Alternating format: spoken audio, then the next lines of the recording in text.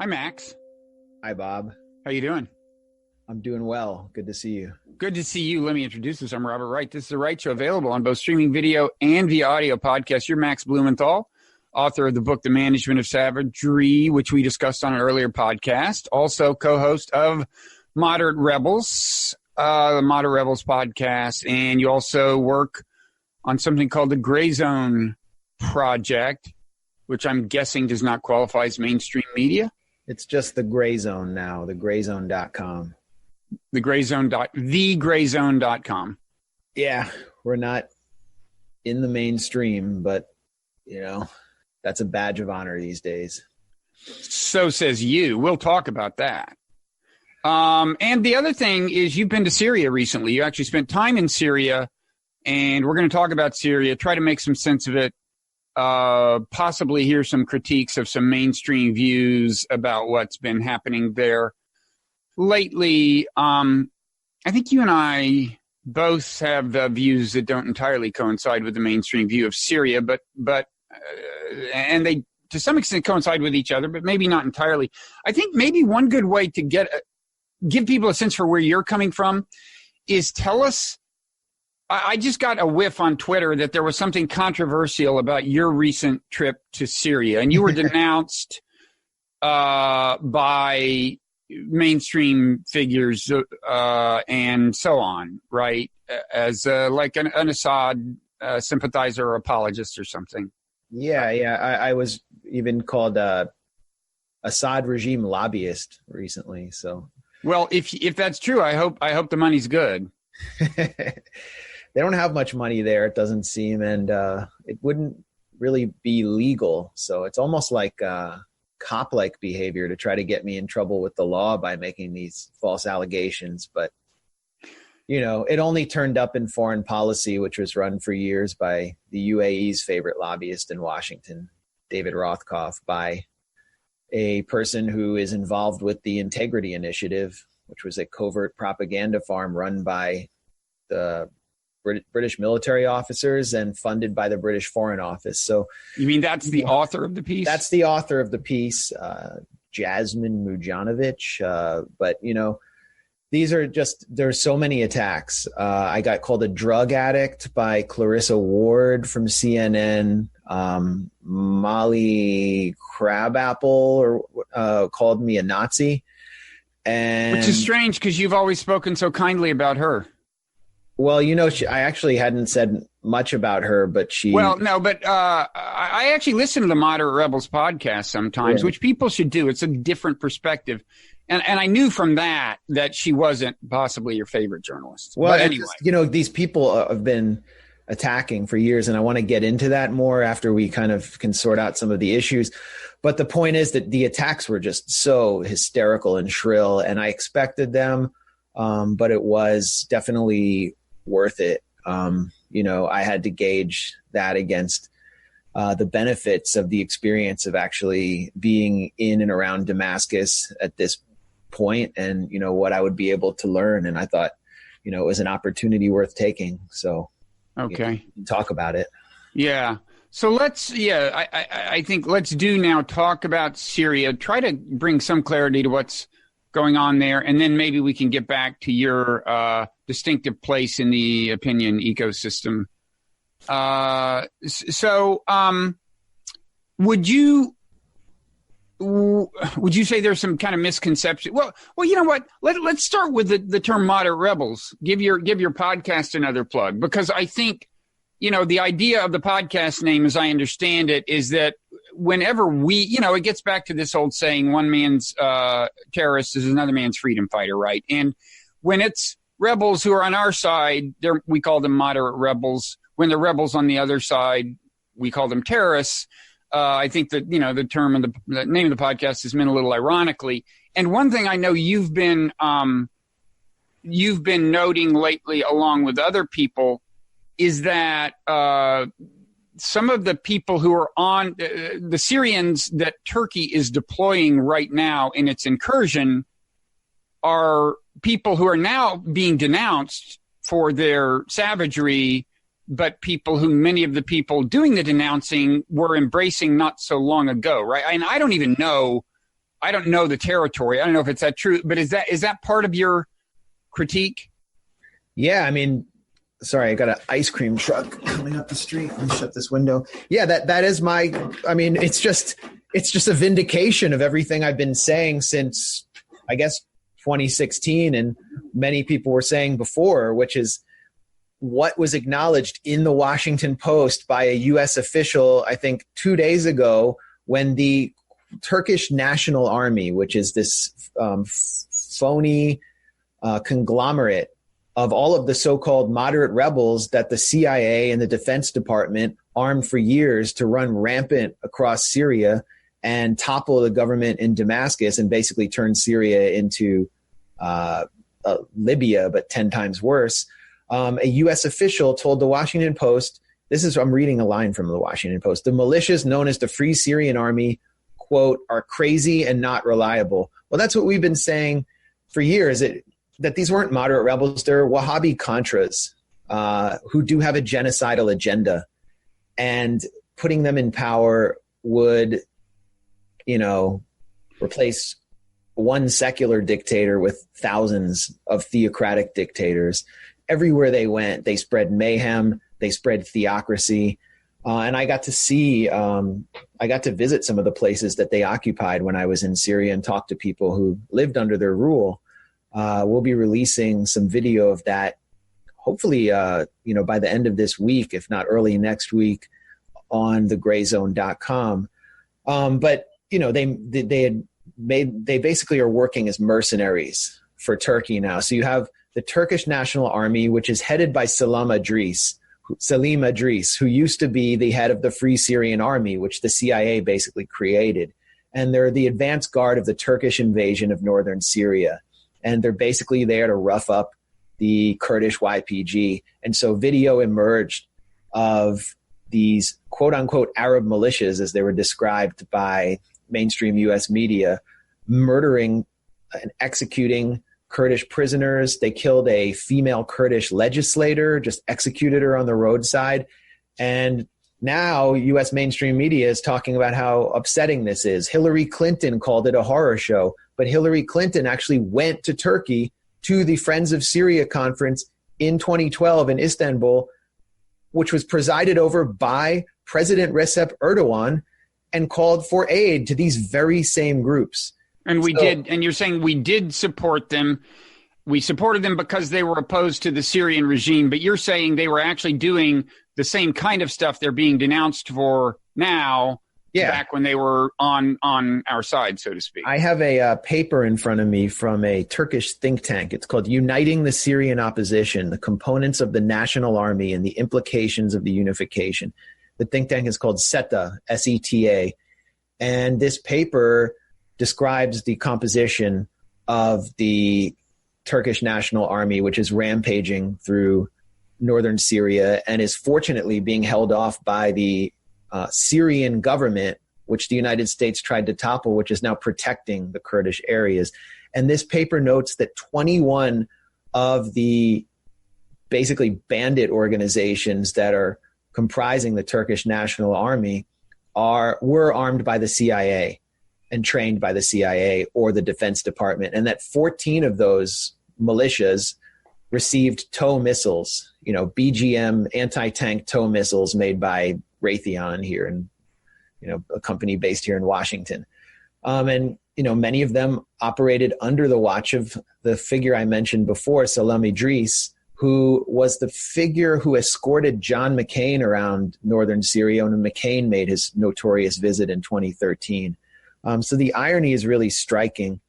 And you have all of these characters who've been attacking me and my colleagues and other critics of this Arm and Equip program, including Tulsi Gabbard, who actually introduced a bill to try to stop it and is still getting smeared to this day for doing that.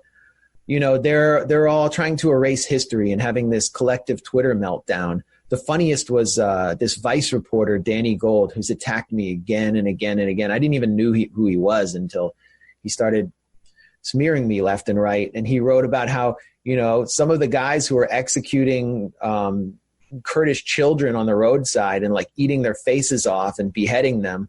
He embedded with them in 2013, and it's so sad to see his buddies who he basically embedded with and attacked everyone from who criticized them. It's so sad to see them doing what they actually were doing all along, but doing it for the wrong side this time. Although they were probably, I would guess they were on good behavior when accompanied by a journalist. Right. Yeah, I don't know. Clarissa Ward also embedded with these characters. And like these journalists, they're the ones who basically became the de facto lobbyists under journalist cover for the Syrian armed opposition. And so I mentioned before that, I was in Damascus and got to see some of the areas that were under the control of these militias. One of these militias is currently incorporated into the Turkish National Army. It's called Jaish al-Islam. So you were in areas not controlled by the government? No. It's all under government control.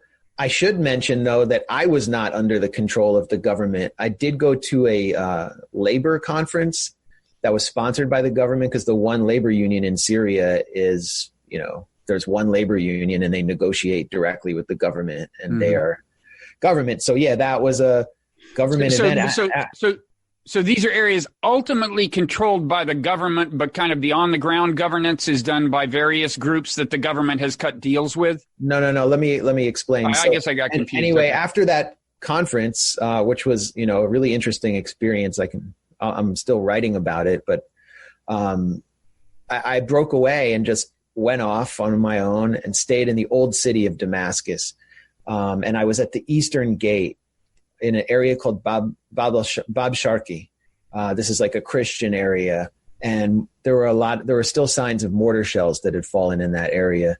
And when I say it's a Christian area, I mean that it has been inhabited by Christians since maybe the time of the apostles. It's where Christians fled from Roman persecution. And so you have these ancient Greek Orthodox churches, all of these different denominations are present there. And then you walk out of the gate, the old city, and you walk across a highway, and it's there where the sort of eastern suburbs of Damascus begin. And those suburbs were occupied for a number of years by Jaish al-Islam, by the Al-Rahman Brigade, which was sponsored by Qatar. Jaish al-Islam was sponsored by Saudi Arabia, and they were trained by Pakistani special forces. You had Jabhat al-Nusra further beyond, occupying parts of Jobar, and all those areas. But the government has regained control, and those groups have vacated. Yes, and if you talk to residents of these areas, they would say that they've been liberated. That would be the term they use. The government has full control over these areas, but when you drive through them, the further you get out of Damascus into these suburbs, you just see nothing but destruction. There were humanitarian corridors where most of the civilians left from. And while these groups refused to negotiate, they were essentially blanketed with artillery shells, Vietnam era weapons. It was a very dirty operation. It's how a lot of the brutality took place. And they were taken out ultimately after being defeated on the green buses to Idlib, which became this kind of holding area for all these extremist groups. And Turkey is now repurposing them for its invasion of northern Syria. So in getting to speak to someone right at the kind of edge of, it's like Islamist armed group occupation, I met a guy who worked in a sandwich shop who had lived for 4 months under Jaish al-Islam. And I met him basically in a yard full of destroyed green buses, which had been destroyed in the war, public buses. I really wasn't supposed to be there. I don't have a journalist visa. And so I kind of just recorded it with audio. And did he speak English or do you speak Arabic? No, I was with a friend who spoke Arabic. Mm-hmm. And so I'm going to publish this interview soon. But basically what he told me is what, you've read about, theocratic control. He described the area as a little Saudi Arabia. He said people were executed just on the spot for violating the theocratic laws. He said they didn't even bother to cut their hands off. They just shot people. They hoarded food and then sold it back to the population at elevated prices so they could pay for more weapons and pay their salaries. And in the end, when they were losing, they herded a bunch of civilians, like over 100 of them, into a horse stable and used them as collateral, as bargaining chips against the government so they could negotiate their way out. He said many women were disappeared. There were rapes and just constant human rights violations. And he was extremely happy to have been liberated, in his words. And these are kind of the Syrian voices we're not supposed to listen to. But the point is that those groups that are being described now as crazy and not reliable by U.S. officials who are producing what Hillary Clinton calls a horror show, well, they were armed with and trained with our American tax dollars to do precisely what they're doing to the Kurds in northern Syria. They were doing it to Sunni, Shia, Alawite Syrians all across Syria. And if they had gotten into the old city, it would have been genocidal what they would have done, because the longtime leader of Jaish al-Islam, Zahran al-Lush, who is the son of a Wahhabi preacher educated in Saudi Arabia, I think, had pledged openly to cleanse the coast of Syria of religious minorities. He's openly calling for genocide. And all along when we talked about this, of non-Muslims generally? Christians, but especially Alawites and Shia, who were massacred in Rashidin during a major prisoner exchange. Mm-hmm. So, this really offended people that I was able to go there. It also offended people who've been promoting basically what I would call the breakup of Syria, the destruction of the Syrian nation. It offended them that I was showing daily life under the areas, what they call Assad regime areas, which are actually the Syrian government areas where most Syrians live. And I was showing people just basically being happy and enjoying their lives after the war. They really, what upset them so much is contact between people from the West and areas that the Syrian government, which is now almost the whole country. And they were, I consider these attacks to be the background noise to sanctions. They're kind of like cultural sanctions, and the economic sanctions, which are being imposed on Syria, are unprecedented. One businessman who I met there, who was, a Syrian American, completely unaffiliated with the government, had actually supported the early protest movement before it was militarized. He said 2019 was the worst year for us, even worse than during the war, because our economy was completely crashed. The Syrian pound, 40 Syrian pounds were worth $1 before the war. Now it's like 650. So the buying power of the Syrian public is destroyed. So you're talking about economic sanctions that are imposed on Syria by the outside world? Imposed by the United States. And part of those sanctions were contingent on the occupation of U.S. troops in northern Syria, which are not just Kurdish areas, they're mixed areas. But the U.S. Troops, by being there, were able to control areas where there was oil and where the Syrian government had actually previously accessed its own oil wells, and to prevent that oil from being sold or from being accessed by its rightful owners. So in some cases, the Kurds were selling oil to Damascus under the table. Wheat. These areas are the breadbasket of Syria around the Al-Hasaka governorate. And the U.S. explicitly forbade Kurdish farmers from selling their wheat to the Syrian government at subsidized, very good prices. And so the price of bread in the rest of the country went up because of the hoarding of wheat. There were cases where wheat fields were even burned to prevent the breadbasket of Syria from serving the Syrian government. So you just have a whole, not just an economic war, but a war on the food supply of Syria, on the energy supply. Last year, during the winter, or earlier this year during the winter, Syrians in cities across Syria went without heating oil in their homes. It's a situation that Americans can't understand. Hospitals have been, deprived of replacement parts that they need for dialysis systems and for oncology care. And so, people are unable to get care for cancer.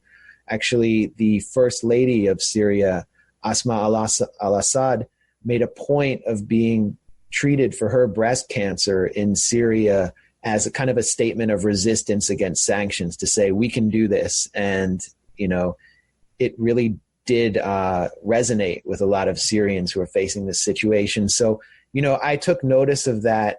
And, I think the people who tried to intimidate me and others against going there, they want this cruelty to continue. And now, of course, they're very upset that U.S. troops are vacating parts of northern Syria. And is it that they want the cruelty to continue, or is it the case that they're not really coming to terms with the amount of suffering on the ground? Now, you may know that some of them actually are very well informed, but I think the way a lot of kind of casual readers of the news read this is just like, okay, Assad is bad, and he has, done bad things. He's like not a good guy. And so his regime is a bad regime.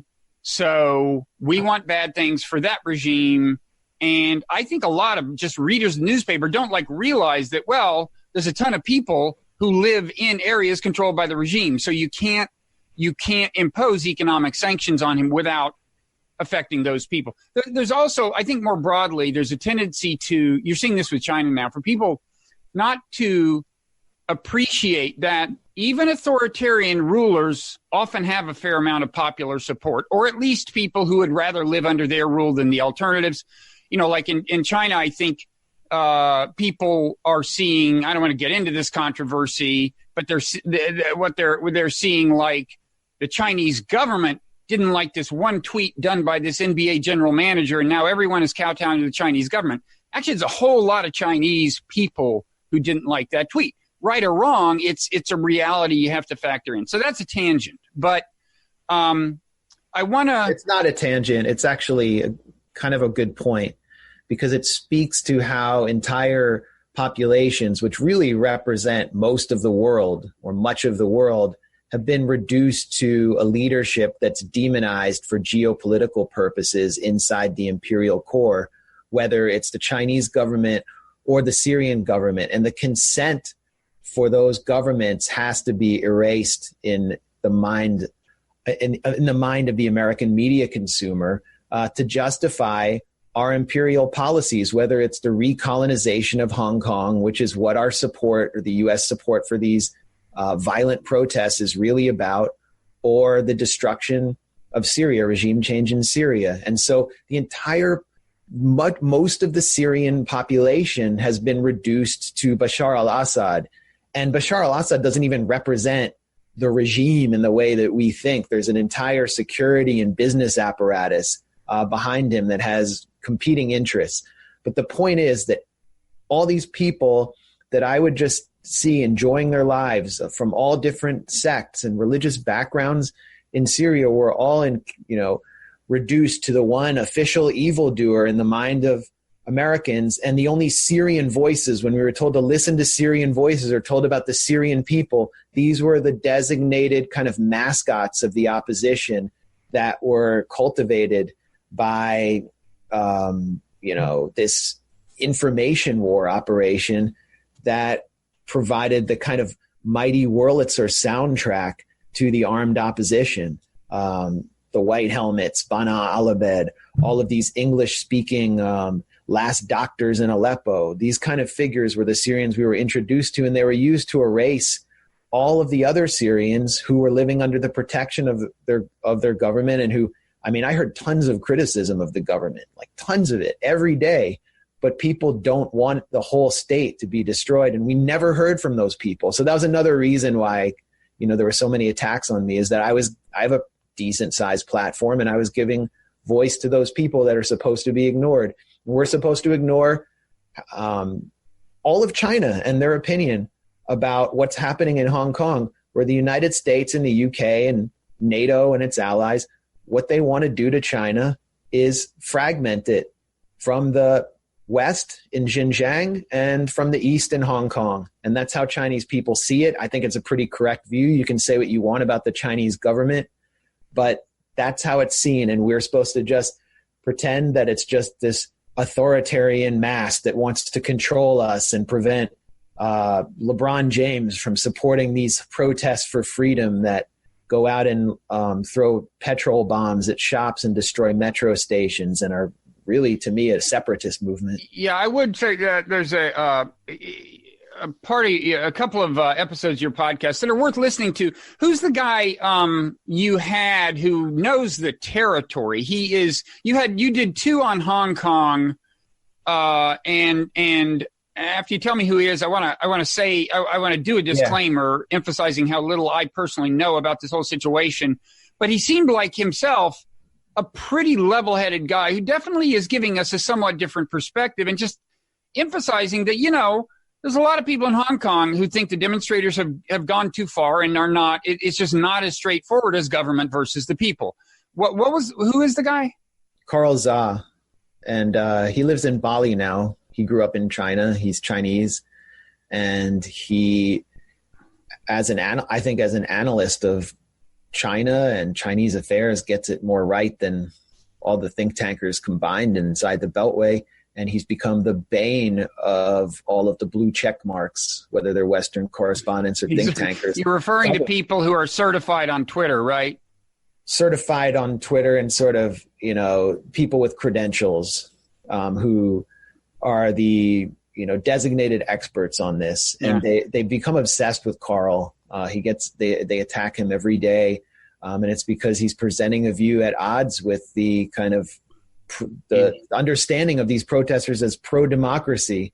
But, if you look at the way, I don't want to get too deep into Hong Kong, but there are parallels with Syria. There are parallels with Nicaragua. There are even parallels with Ukraine where, Venezuela and Venezuela definitely, what's happening there is a color revolution, and that's not to deprive the protesters of what we call their agency, but it's also to acknowledge the Central Intelligence Agency and the U.S. Agency for International Development, which are pumping support. Wait, when you say a color revolution, what do you mean exactly? It's like the post-Soviet soft coup regime change operations that started, in Georgia and the former Soviet republics, where the democracy promotion groups of the West, the National Endowment for Democracy, USAID, would get behind civil society organizations. And then these, sort of technocratic liberal youth would rise up because they wanted a new society that was more Western, and they would topple governments left and right and then incorporate them into NATO and turn them into bulwarks against Russia, and basically surrounded Russia. And then we started to see that take place in Mongolia, and we started to see that take place in the East. And now, that's what Hong Kong is about. You've had these different upsurges of protests, and at every stop, U.S. friendly oligarchs who work with these democracy promotion groups, and U.S. money has gone into civil society organizations and media. And obviously people there turning very anti-Chinese. Now, I just wanted to draw a parallel there, which is that these protests are turning increasingly violent. And I think that the violent protesters are alienating themselves from the broader public whose consent they need, especially people in Hong Kong who are suffering from terrible economic inequality that's worse than the inequality you see in mainland Chinese cities. That's what happened in Nicaragua in 2018 with the kind of soft coup, which began as kind of a regime change color revolution, but turned extremely violent very quickly with the use of criminal gangs establishing what are known as tranques, or roadblocks around the country, and holding up motorists, extorting them. I was there right after it ended, and I met so many people who'd just been terrorized in areas that the armed opposition controlled. And they alienated themselves from the population to the point where the president, Daniel Ortega, his approval rating is very high right now. and over 90% of the population in the last poll I saw opposes going back to the roadblocks. And what the government did was establish a national dialogue to let this all play out. And then by the end, they removed the roadblocks and the public basically consented. I think that's what China and what the Hong Kong police are doing for the most part, is kind of letting this play out. The Venezuelan opposition with the violent guarimbas between 2014 and 2017 did the same thing by wreaking havoc on the country and harming the economy. That wing of the opposition alienated themselves while they, won friends in Washington. And in Syria, these forces known as the Turkish National Army now were extremely unpopular. And I was talking earlier about visiting an area in eastern Damascus, which had been under the control of Jaish al-Islam. And, what I was told by this resident and his family that I spoke to was that, they were welcomed by many at first because they were seen, in their words, as the true Islam. They were Sunnis, and the government in Damascus is seen as Alawite. So at first they were welcomed, and then they started to alienate themselves from the public with their repression, with their intolerance, and with their extreme violence. And in every case, the U.S. is behind these forces. And it's such an irony for me to see, Nikki Haley or other Republicans celebrate them and then demonize Antifa for, breaking a few windows in American cities, because what they're supporting abroad is like Antifa on steroids, but it's not Antifa. It's just it's just fascist. So let me say, I said I was going to do a little, well, I said, early I said, I think you and I have some overlap of agreement on Syria. Let me articulate what I think that is, and then ask you about areas where we may disagree. So I think you and I agree, and I've been saying this for a while, that if you could magically go back years and arrange so that we and our allies would not send weapons into Syria in support of these anti-government groups, the world would be a much better place today. Now, yes, there are two things that I wouldn't be wild about. I'm not wild about Assad still being the ruler of Syria, and he would be the ruler of all of Syria if we did that. I'm not a fan of his. He's.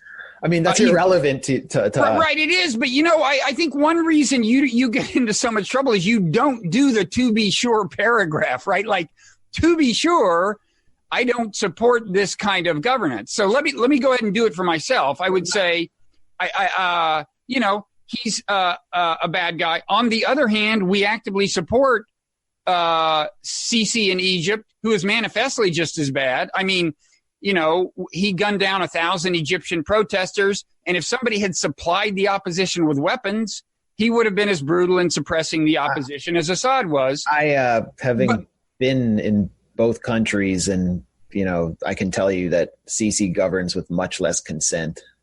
Well, that may be true. My point is just I'm continuing my "to be sure" paragraph. I want to emphasize, like if we hadn't sent weapons in, it's true that there were protests, there was a kind of insurrection. It would have been brutally suppressed in a way that would have been very regrettable in and of itself. Innocent people would have been killed. There's no doubt about it. I'm just comparing the consequences of that to the consequences of what we did.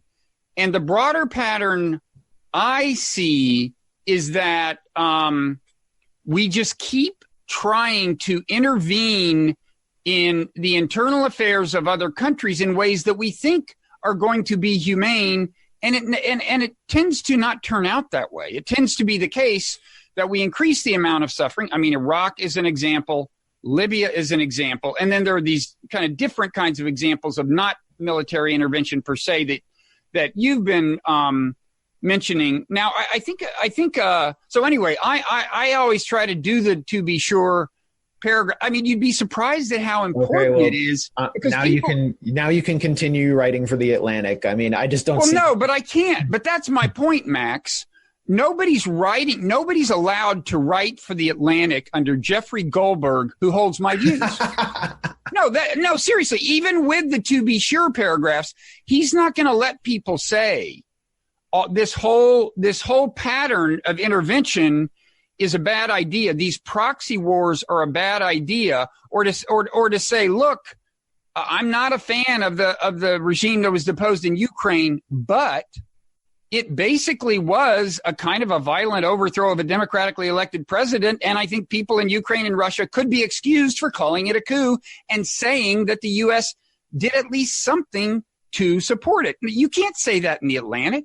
That's what I'm saying. I mean, in the opinion ecosystem, Max, it's almost like it's run by an Israeli prison guard or something. Now. Oh, wait. Jeffrey Goldberg was an actual Israeli prison guard who openly admitted to abusing. I would like to disassociate myself from your remarks. Although, you and Jeffrey Goldberg and I have a history that I won't even bore you with. I mean, I'll bet. Never mind. Anyway, I could go back. It's a fact, Bob. It's a fact. No, he has slandered me in unbelievable. But it's not slander. It's a fact that Jeffrey Goldberg was an Israeli prison guard who openly admitted in his memoir to physically abusing Palestinian prisoners. And this is all sourced in the Shame Project. If anyone's watching this, look up Jeffrey Goldberg on the Shame Project, which is published by the Exiled. And you'll see a shocking dossier of Jeffrey Goldberg's own writing. And I think it's just interesting that a figure like this was installed at the Atlantic to enforce this obviously Israeli-centric editorial line. Well, all that aside, like I said, the tension, shall we say, between me and Jeffrey Goldberg goes back to a debate before the Iraq War. When I was against it, he was for it. It was on Slate. People can go back and look at it. And I won't get into it. But I wonder who won that. Well, in retrospect, some people might argue that the subsequent unfolding of history did more to indicate my view than his. But there is. Look, I don't want to be your strategist, but and I'm not even saying you should be adding the to be sure paragraphs. The ecosystem has room for all kinds of voices, and maybe there's some virtue in you being out there to be reviled. Better you than me. But I will say that, it's amazing how often you have to add the to be sure paragraph. It's like you have to say, I think Assad's a horrible person. I'm not saying he's not. I'm just saying I want to minimize the amount of slaughter in the world and see a fundamental shift of U.S. policy that will keep the entire planet from spiraling into chaos, because we are the most destabilizing force on the planet, I think. And we are the biggest dictator on the planet. I don't know if I'd put it like that, but anyway, I'm just saying, you take my point. Look what the U.S. is doing at the UN this week. It's getting Costa Rica to run, its little vassal in Central America to try to sabotage Venezuela from getting on the Human Rights Council. Look at what it has been doing in Syria, preventing the Syrian government from getting its own oil. And it's just so absurd for me to see this liberal imperialist freak out from people like the appropriately named Anne-Marie Slaughter about the Syrian government controlling its own territory. That is a dictatorial and authoritarian mentality. They think that they can control the entire world. And no one in Syria or Venezuela thinks that way about other countries. So it is very much like a global dictatorship. And it's a mindset that's so common that everybody else who's been able to deprogram themselves out of that exceptionalist and imperialist mindset feels so marginalized and so alone that they have to qualify everything that they sincerely mean to say, to the point where someone like Tulsi Gabbard is constantly on the defensive and isn't really doubling down on everything. And she actually she does often add the to be sure paragraphs. She doesn't do to be sure. She's like, Assad is the worst dictator, and she'll say the whole thing, and she still gets attacked as she was called a Russian government puppet today on CNN. And it's just, they can say whatever they want about her. And to be sure, it doesn't matter, because when you give these people an inch, they'll take a mile. And, I'm willing to, I just want to talk about reality. I want to talk about Syria as it is. And it's not a democratic, open society. And I never said it was. And I'm not running around promoting the government as something that I support, but I just want to talk about it as it is. And it's more interesting or important for me to just convey how the Syrians I've met from all diverse backgrounds feel about the situation than it is for me as some, lefty white guy in Washington to virtue signal about the whole thing so I can get people online to like me. Okay. There's one other, I think, interesting difference between our worldviews. I think yours comes more out of the left. I think you have more of a grand unified theory about why we do keep doing this stuff. You're more likely to invoke, imperialism as the U.S. aspiration. I'm a little more agnostic on why we keep making what I consider mistakes. I think, what I would say is I see a lot of people who are kind of abetting the mistakes, who I don't think themselves have imperialism in mind. I mean, maybe they're just useful idiots. Or like you take somebody like Obama. I don't think he had imperialist aspirations, and yet he found himself, for some whatever political reasons, unable to do anything other than start to arm the rebels in Syria. And so I don't really, I don't know what the deal is. But anyway, I also think the role of oil per se is overrated as a cause of the U.S. intervention in the Middle East. But that's another story. So let's talk about some more about Syria. So what do you let me read something in the Times today and get your reaction, because I think you're hearing this a lot. So here's a subhead on the physical New York Times. It says, battle lines shifting to the benefit of Iran, Russia, and ISIS. Then in actually a separate front page story by David Sanger.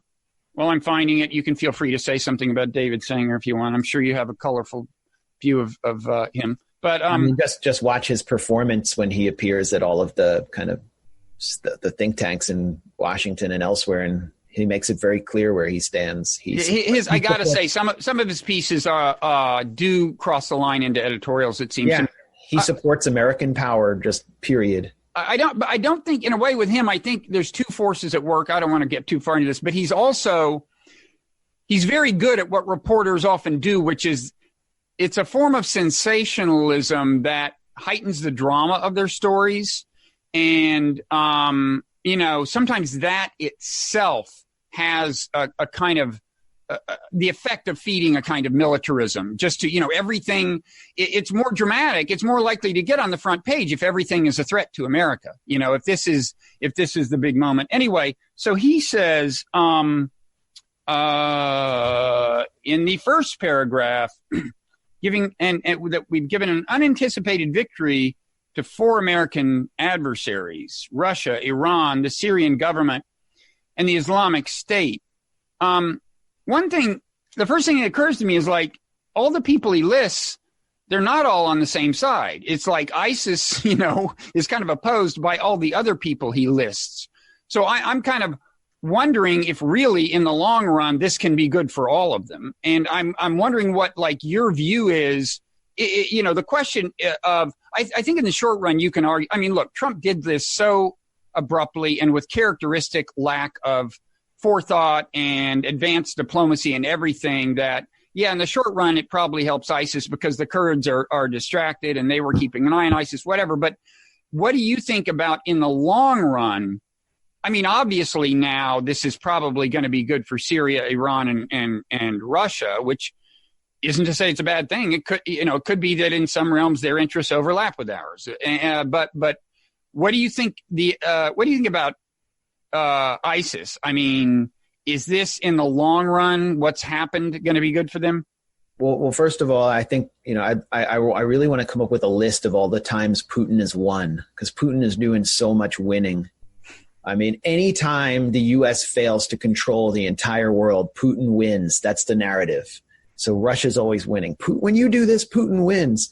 When when I don't get a $250 parking ticket, Putin wins. So that's the narrative. Did Putin win? Well, Russia is actually using diplomacy in the Middle East. The U.S. doesn't use diplomacy. It uses military power. There's no such thing as diplomacy, really, in the mindset of these Washington apparatchiks. And what Putin and really Russia, it's really Russia's foreign ministry and their whole coordination mechanism that they've set up in Syria has done is use their good relations with virtually every country in the region, where they're not really choosing sides the way the U.S. does, including in Istanbul, where they've been selling the Turkish government their sophisticated S-400 anti-aircraft system to negotiate ahead of this U.S. withdrawal arrangement. And so I think the die may have been cast while everyone in the U.S. was freaking out about Trump handing Putin a win and sacrificing the Kurds to genocide, that everybody was going to get a little bit of a victory, whether it was Turkey, the Syrian government, or Iran. And Iran was basically involved in... Find the Syrian government for your music.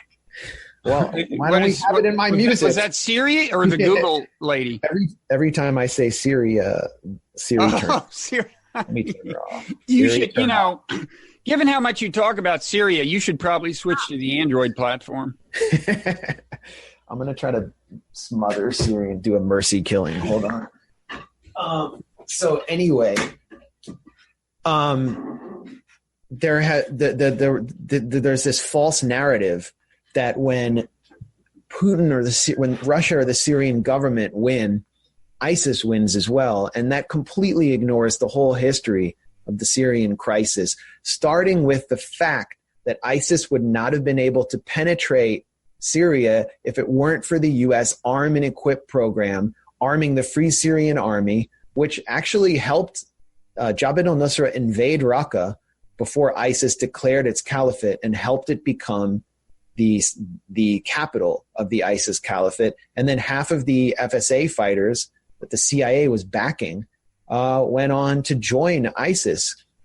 So, you have the DIA, the Defense Intelligence Agency, the kind of suppressed paper from 2012 warning that a Salafist principality would be established in northeastern Syria if the U.S. armed the moderate rebels. You have Sam Heller, who's a think tanker from the Century Foundation, not exactly an Assadist, calling the FSA a weapons farm for Al-Qaeda and ISIS. I mean, there's just a preponderance of evidence that ISIS was fueled, its rise was fueled by the U.S. dirty war in Syria and all the destabilization it created. And ISIS served a utility to the United States agenda in Syria, as John Kerry admitted in leaked audio during a meeting with Syrian opposition activists. And he said, we were watching ISIS advance. In other words, we were doing nothing to stop them. And we were using them as a negotiating tool, hoping that their advance would bring Assad to the table to negotiate his own way out of power. When that all failed to happen, what the U.S. did was it carpet bombed Raqqa with the help of the Kurdish SDF, which was a complete U.S. creation. It was the YPG connected to the PKK, and they rebranded it as the SDF to cover up its ties to a group that the State Department had listed as a terrorist organization. They carpet bombed Raqqa, then sent the SDF in to occupy that area and the areas around it, and occupy areas around northeastern Syria to prevent the Syrian government from accessing its oil and everything we've talked about. But all along, Russia and the Syrian government had been crushing ISIS in other parts of Syria, like Palmyra. And when Russia went in 2015 and again in 2016 and liberated Palmyra, this city that is the site of some of the most precious antiquities in the world, and where an archaeologist was lynched by ISIS. When they liberated this area, I forget who it was. I think it was Mark Toner at the State Department was asked, do you support the liberation of Palmyra by a reporter? And he refused to answer the question because the U.S. didn't want to give any credit to Syria or Russia. But it's actually Russia, Iran, and Syria and the Syrian government that are the most effective forces against ISIS. The only reason U.S. troops were there, the main reason the U.S. troops were there, and they used Kurds to replace ISIS, was to perpetuate the fragmentation of Syria and the economic war. It had very little to do, I think, with anti-ISIS operations. And so I do think, as you said before, that U.S. interests do align with Russia, Iran, and the Syrian government in this case, if the U.S. actually cares about national security, because the main group that posed a threat to U.S. national security in that region wasn't the Syrian government, it wasn't Damascus, it was the Islamic State, which was mounting operations around the world. So this is a completely false narrative that we're seeing from David Sanger and other people, and it should just be shot down. So, I mean, one thing I wanted to get at is like, and this is just kind of a human tendency. It's like, once you've decided that somebody is your adversary in one realm, and, you know, there are places where our interests and Russia's collide or whatever, that's certainly true. You can point to realms in which that's the case. But once people have decided that this is our adversary, they just have trouble adding much nuance and recognizing that there may be a setting in which our interests actually converge. And that's why you get people saying this is going to help Russia and Syria and ISIS without even pausing to ask themselves the question, wait a second, but those are mortal enemies in and of themselves. I mean, if you leave it to Russia and Syria, there will not be a living member of ISIS, within Syrian territory. So it's like the situation must be a little more complicated than that, right? And, you know, obviously in retrospect, this is another reason that just from a standpoint of American national security, the smart thing to do probably would have been let Iran, Syria, and Russia handle ISIS. I mean, of course, Russia might not have been involved if the civil war hadn't gotten to a certain point. John Kerry admitted that. John Kerry openly said that in this leaked audio. Everyone should listen to this audio just to see how their secretary, the U.S. Secretary of State, knew all along what was going on and knew that Russia came in 2015 because the U.S. had been shipping in so many arms that there was an al-Qaeda advance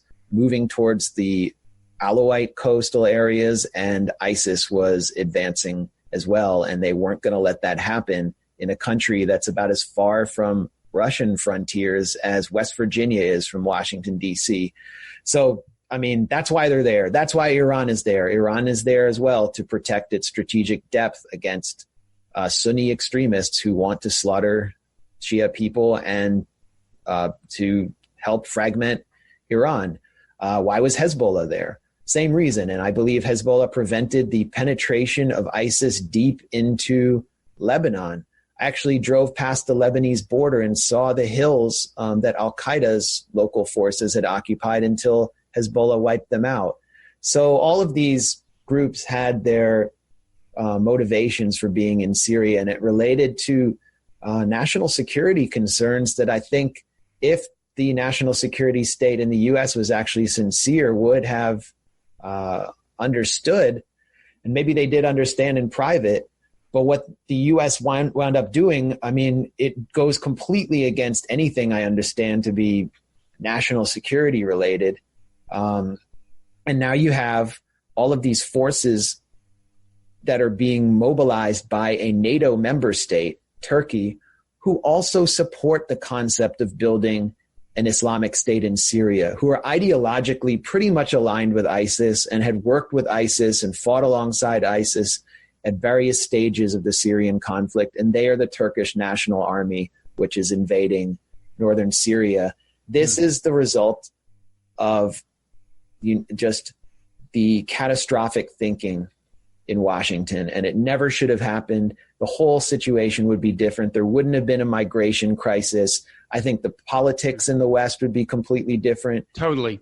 And that's really Brexit probably wouldn't have passed. Trump might not be president. I mean, you make this argument in your book. This is the thesis of my book, and so it's still continuing to play out in real time. So you said something that I just want to follow up on before we wrap it up. You said Iran wants a presence in Syria as a buffer. Now, did I understand you to say it's as a buffer against Sunni extremists in part? Because, I mean, usually when Iran's strategic aims in Syria are discussed, the big player discussed is Israel. In Israel, the presence is seen as a clear and present danger, and I think a lot of people think Iran's ultimate goal is to attack Israel and wipe them off the map. I tend to think that Israel is very much on their minds, but it may be a more defensive posture in the sense that they want to have a deterrent. They want to have the capacity to strike Israel to keep Israel from striking them. But in any event, this is almost always discussed strictly in terms of Israel, or at least primarily in terms of Israel. Are you saying that there is also they just want to create as much distance between them and who, where? I mean, what if it is largely a Sunni extremist threat that they're concerned about, or to some extent, or did I even understand you correctly? I mean, Syria has been for decades represented strategic depth for Iran. It's a independent post-colonial Arab state that has been a trading partner of Iran, and that helps Iran maintain supply lines to Hezbollah, which is, I wouldn't call it an Iranian proxy, but definitely an Iranian ally. And this is what's known in the region as the axis of resistance. So there's protecting that traditional relationship, but also the fact that with the Syrian conflict, when all of these arms started to flow into Syria through the Incirlik air base, for example, in Turkey, who was paying for it? It was, Prince Bandar bin Sultan and the Saudis. It was the Qataris. It was the Gulf states, who are the arch enemy of Iran. And so a proxy war played out in Syria, and those same Gulf states, particularly Saudi Arabia and the UAE, not so much Qatar, are aligned with Israel more than they ever have against Iran.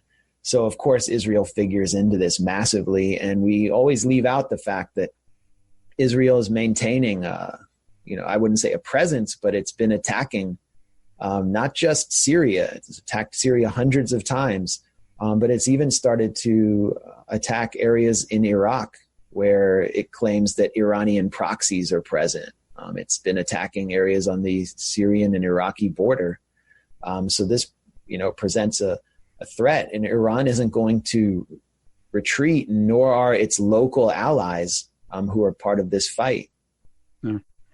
No, I mean, one of my hobby horses is international law, and if I can plug my newsletter, the Nonzero newsletter, I had a piece about that in the latest issue, and people can subscribe to that for free at nonzero.org. But anyway, it's like no one ever discusses international law. I mean, if we had just taken it seriously in a number of cases, certainly the Iraq invasion and a number of others, because the Iraq invasion was flatly illegal under international law.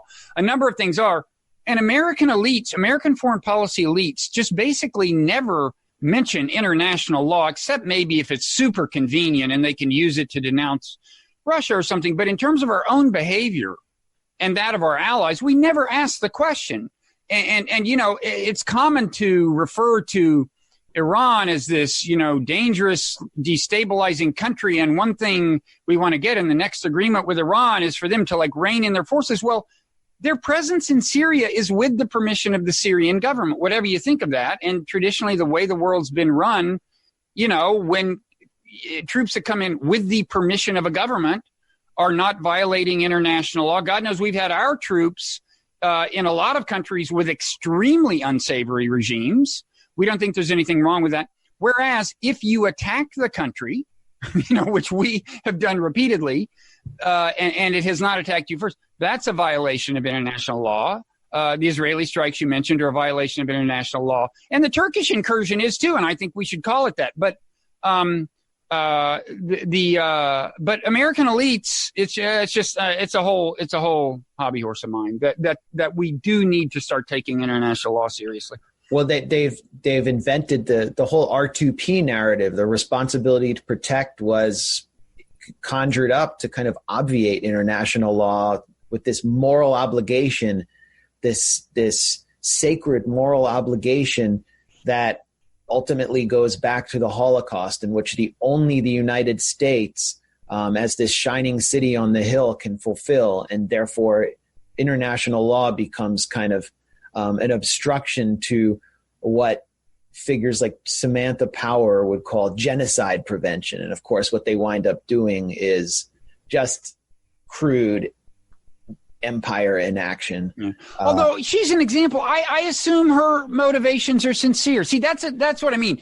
I don't think she wakes up thinking how we can expand the American empire. I think she has this empathetic concern. So you're calling her stupid is what you're doing. You're saying that she's fucking stupid. Because after Libya, after what she saw in Syria, I mean, come on. I mean, there's a passage in one of, I think, Jeffrey Goldberg's pieces, our friend, about the Obama White House and about how Samantha Power was constantly lobbying Obama about the Syrian so-called rebels, saying they're carpenters, they're bakers, they're just average people who are like, the Spanish partisans, and we need to support them. They're basically like the Abraham Lincoln Brigade or something. And Obama was like, I know, Samantha, I've already read your book, and was kind of getting annoyed with her. So maybe she is that stupid. It's definitely offensive that I think it's human psychology at work. I suspect it begins with this noble motivation, and then you become associated with some things that didn't work out well, and then human psychology makes it hard to kind of backtrack and say you're completely, I don't know. But anyway. Look, I mean, the last week has been really instructive. You've seen people, not just within the kind of liberal elite think tank DC realm, but people on the left, who have red roses on their Twitter account bios, really kind of adopt an R2P mentality with respect to the Kurds and Rojava, which the parts of the left fetishize.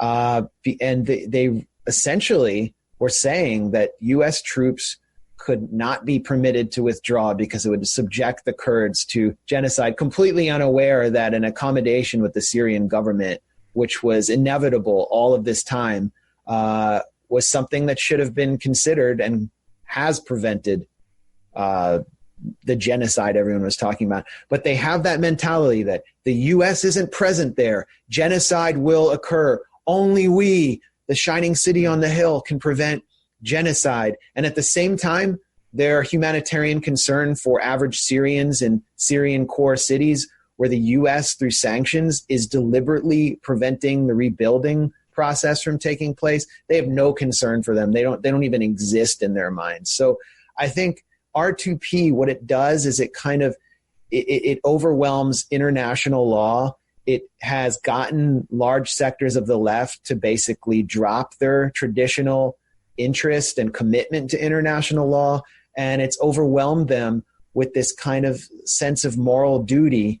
And they call it internationalism, but what it really is a soft sell of good old imperialism. I'd go a little further. I mean, I think responsibility to protect, it's not, they're actually, to some extent, they're trying to insinuate it in international law. And I think there's actually been some success. I think it's now considered an issue in international law that justifies humanitarian intervention on certain grounds. And I want to do validate sovereignty. Right. Well, see, that's the thing. Now, first, let me do another to be sure thing. There are cases, look, the Holocaust, maybe Darfur, and, there are cases where if you can see a massive atrocity unfolding and you can really do something, I'd say do it. But the original conception of international law had a certain amount of wisdom built into it. The original conception was very, you might say, realist.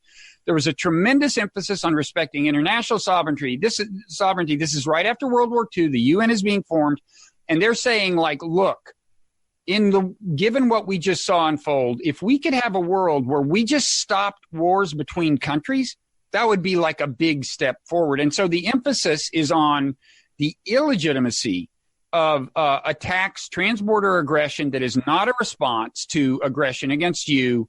And obviously, if that's the kind of the overwhelming emphasis, then yes, you do wind up saying, look, there's going to be some regimes that are not Boy Scouts. They may be doing some really bad things. They may be killing some people, but this regime of international law is devoted above all to preventing wars and the kind of interventions that lead to worse things. And so it's a kind of a realist, pragmatic approach.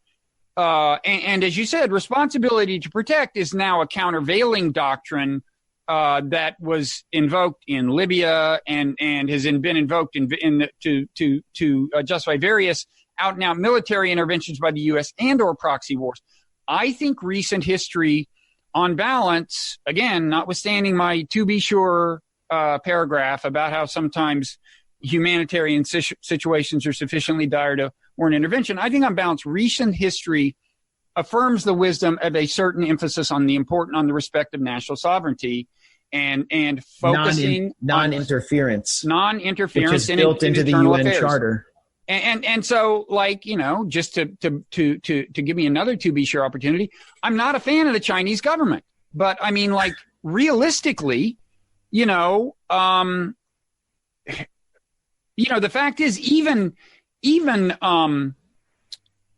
I did a piece about this in the Nonzero newsletter. Steve Kerr, the Warriors coach, got taken to task because he said about human rights, he said, they've got their problems, we've got our problems. We got people mowing people down. It was a great statement. Blah, blah, blah. And I said, look, granted, profit motive has a lot to do with the NBA silence on China. True. But first of all, sometimes profit motive actually coincides with something constructive. Secondly, Steve Kerr is actually a smart and thoughtful guy. And the son of Malcolm Kerr, who was murdered presumably by Islamist terrorists, but he was the president of the American University in, I think, Beirut.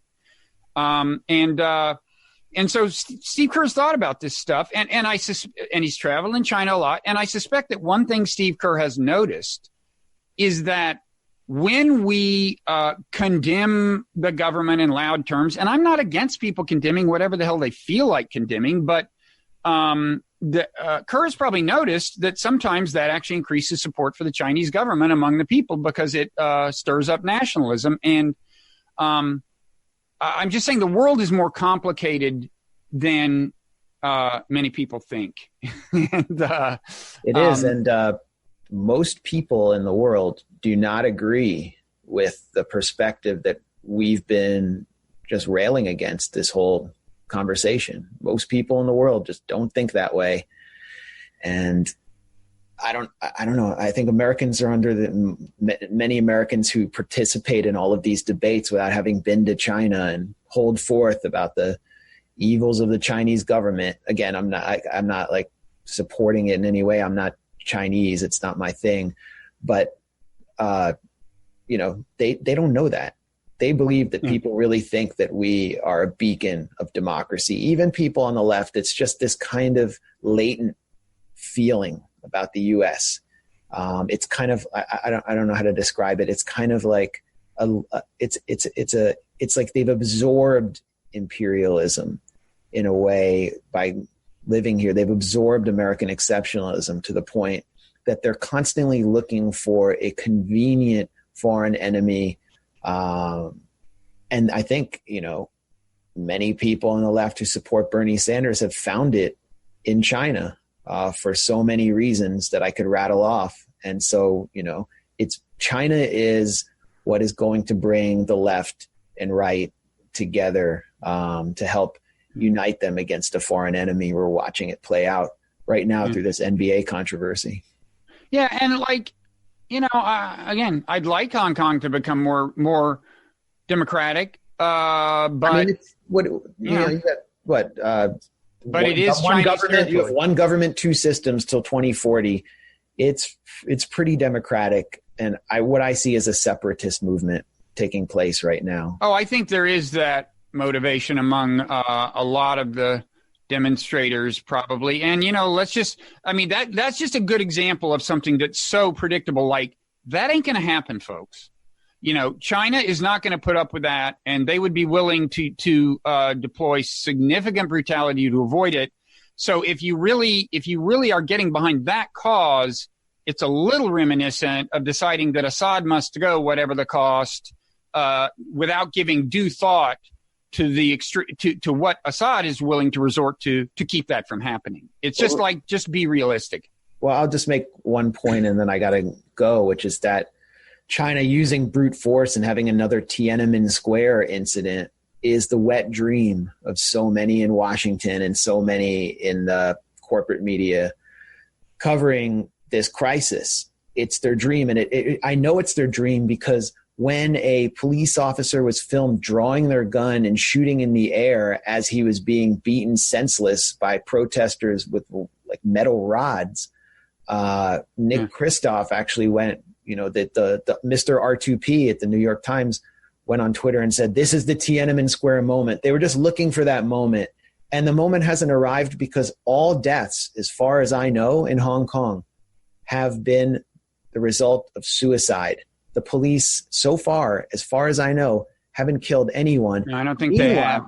They haven't. And meanwhile, in Ecuador, which has been totally ignored by the corporate media, which has just been this amazing display of people power against an IMF austerity package rammed down their throats by the unpopular US-backed President Lenin Moreno. There have been snipers mowing people down on camera. There have been curfews. Media has been taken off air that's been unfriendly, and Lenin Moreno has now been backed into dropping the IMF package, at least temporarily, and negotiating it. And we haven't heard anything about that. So it's if you went around asking Americans who read the New York Times and watch cable news how many people have died in Hong Kong, they would probably say hundreds. That's what they've been led to believe. And they wouldn't know if the first thing about Ecuador, which I think is one of the more inspiring protest movements, one of the more hopeful things we've seen this year. In general, I would say and we can wrap it up, is like, it isn't just my to be sure line about, to be sure, some of the, leaders I'm saying we shouldn't try to depose are bad guys. I acknowledge that. It's that we should all acknowledge that a lot of the leaders we support are bad guys. It's just there's just plenty of examples, and you're just not paying attention if you think we're not supporting any number of leaders who if threatened the way Assad was threatened, would do roughly what he did. That you're just living in a dream world if you think Sisi in Egypt would not do the exact same thing. Well, yeah. I mean, you forced me to make another. Okay, well, then we will. Me and you are citizens of the United States. Our only power, to the extent that we have any, since we're not, billionaire super PAC donors who are maxed out on candidates this year, is to put pressure on our own government. So it's just arrogant to think that we have the right to run around controlling other governments when we can pressure this government to at least, withdraw its military presence from the rest of the world, stop meddling like no other country has meddled in other countries' affairs in history. And all of you who are worried about other countries meddling in U.S. elections should consider that those countries are trying to determine which president will meddle in their own affairs, because that's what the U.S. does. So you're basically inviting meddling in this country. So that's why I'm not interested in, the qualities of, all of these other leaders. To be sure is great to do, but, we should focus here. We should focus our energy here and stop wasting energy evaluating all these other governments that we're not even familiar with in countries that we've never even visited, whose people we don't even know, and whose voices are silenced and erased by our corporate media, which basically launders state propaganda every day. Yeah, I got to say one area I've moved maybe in your direction is over decades. It's just more and more skepticism / cynicism of what's coming through U.S. media. A lot of good journalism out there. But I think it has gotten worse. I mean, that's the thing. I think it has gotten worse. And this is a whole nother subject, but it's gotten worse in the age of Trump because newspapers have become like official newspapers of the resistance, in effect. And I'm obviously not a Trump fan. I hope it's obvious. But that itself has a warping effect when you start defining your identity as being conspicuously anti-Trump on every front. It's just going to warp your, thing. Yeah. And what is the resistance? It's like, a collection of, spooks and dupes. That's basically what it is. Now. I mean, your heroes. To be sure, I support many resistance goals, and some of my best friends are card-carrying members of the resistance. To be sure, I don't like Trump any more than you do. But what today the hero is John Bolton. John Bolton, welcome to the resistance. Yeah, because wait, what did he do? Oh, because he's against Giuliani. He's against Giuliani. So he's throwing hand grenades and doing drug deals. So he's our best friend now. Okay, so let's plug our stuff. I'm Robert Writer at Twitter, and again, the Nonzero newsletter at nonzero.org or at Substack or whatever. And you are Moderate Rebels Podcast, the Gray Zone. TheGrayZone.com and Max Blumenthal on Twitter. And your book, Management of Savagery.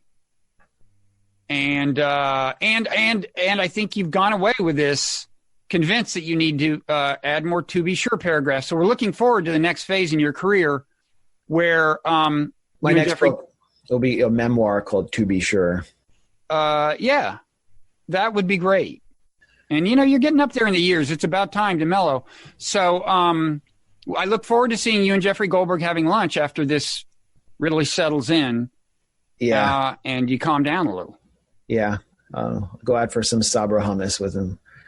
But, okay. Thanks for having me. All right. See you, Max. All right. Take care, Bob.